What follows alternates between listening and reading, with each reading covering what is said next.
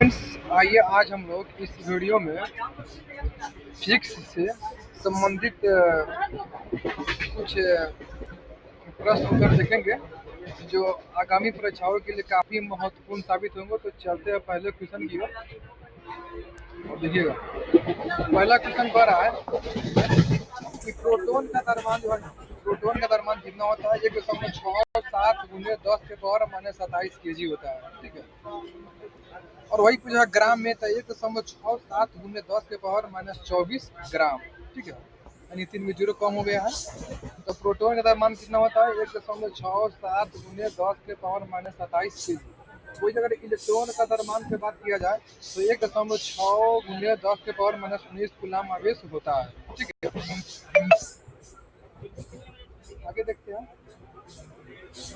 आगे कह रहा है कि ये इलेक्ट्रॉन का द्रव्यमान कितना होता है?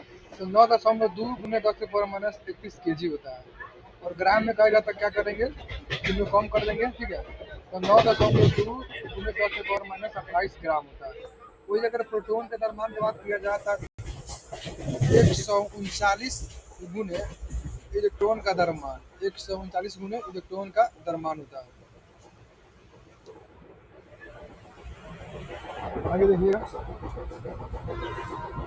आगे कह रहा है कि इलेक्ट्रॉन का द्रव्यमान बराबर होता है प्रोटॉन का द्रव्यमान बटा 1839। यानी इलेक्ट्रॉन का द्रव्यमान बराबर प्रोटॉन का द्रव्यमान बटा 1839। न्यूट्रॉन आवेशहीन होता है।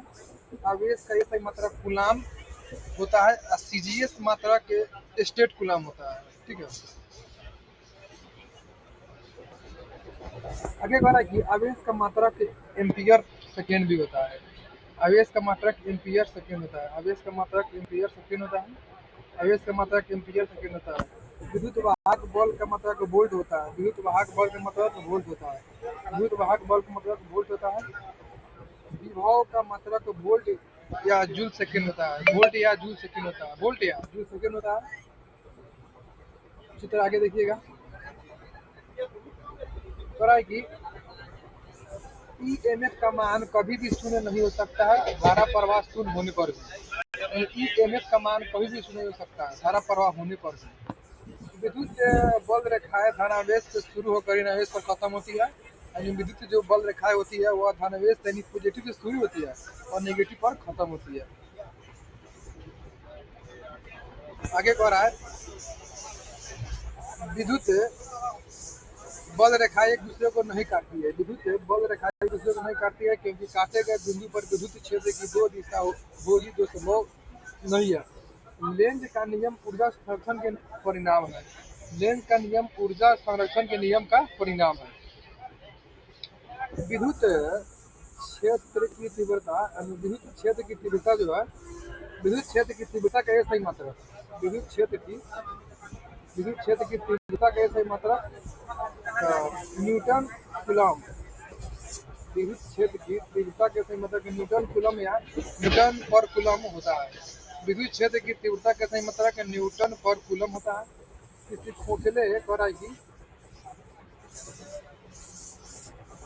किसी खोखले